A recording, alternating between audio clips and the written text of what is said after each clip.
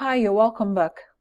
In my last videos in this series, I introduced how you can use Turnitin for constructive feedback. And then I stopped at the point where I was talking about you submitting your piece of coursework. Prior to this time, I discussed how you should use every resource you've been given, textbooks, journal articles, presentation slides, how you should go through all of these, and then try to find answers to the questions you've been asked. Make your notes, paraphrasing, using your own words. And then once you've finished responding to the coursework, you now need to submit. So at this point, you need to identify on the virtual learning platform where the lecturer has placed the link for submission. For this particular module, it's been placed here as coursework 2. So once you click on this coursework 2, it takes you to this page. On this page, you'll find out that you have not submitted anything previously. Hence, it says no attempt and not marked. 0 comments. So you click on Add Submission.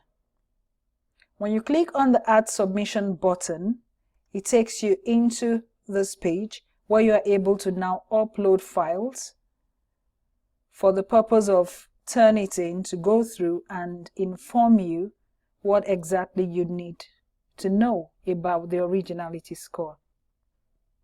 So when you click on this piece, you must now think about the size of your piece of coursework.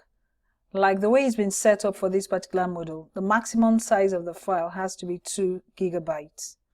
And then maximum number of files is 2. It could be different, it depends. So where you have maximum number of files as 2, do not try to submit more than 2 files. And make sure you tick this button which says the assignment is my own work, except where I've acknowledged the use of the works of others or I am making a group submission. So if you've uploaded and ticked on this, then your work will be saved. So when you click on this button, where you can then find your particular file that you want to submit, it takes you to the file picker. Then you can now browse. When you browse, it takes you to your PC, documents, or wherever you have saved the article or essay. So for this particular submission, it's saved under the folder documents, and the actual submission is thought mapping and essay writing. So I click on this particular piece of work and click on open. So once I hit open, it picks it up here under the browse. So you can see the piece of coursework is showing here. And then you come back here and then say upload. And once you say upload, it comes into this space, the initial space where we had no attempt and there was nothing actually uploaded. Then the next thing you want to think about is to hit this tick box to say, yes, this piece of coursework is mine. If you do not do that and you try to save changes, it's going to tell you that it is required. So you need to actually say at this point that this piece of coursework is yours. So this is just to check and ensure that you have gone through the work and you are sure it's yours. You know, because at the end of the day, if you have a problem, it will be a case of you saying you did actually say it is your work. So it's important here to, reflect and ask yourself, have I actually done this piece of coursework, myself or not? So once you click on that, you can now save changes, and then you'll be able to upload your piece of coursework. And then you get the information now. Instead of no attempt, it now says submitted for grading. And then the grading status not marked. And then the file submission, of course, it picks up the date, which has to be within the deadline, or else it's going to flag it up for marking as late submission.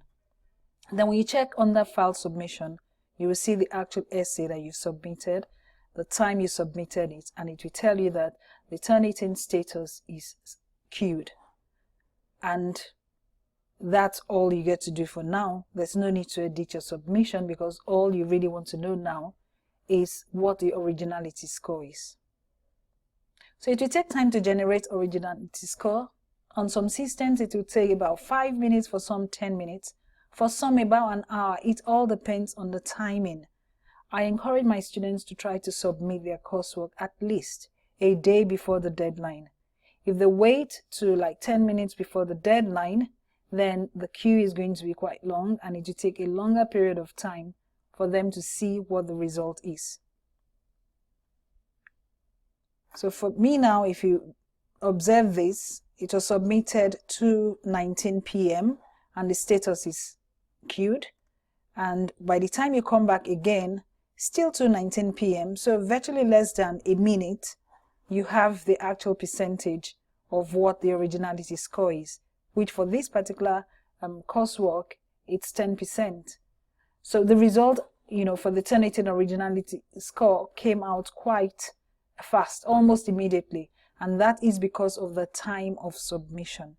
So please try to submit at least a day before. Do not keep it till 10 minutes to the deadline or 15 minutes to the deadline, because so many other people are doing just that, and if there's a problem, you cannot correct it at that point in time. So originality score is 10%, and then the thing you now want to ask yourself is, what is the meaning of this 10%?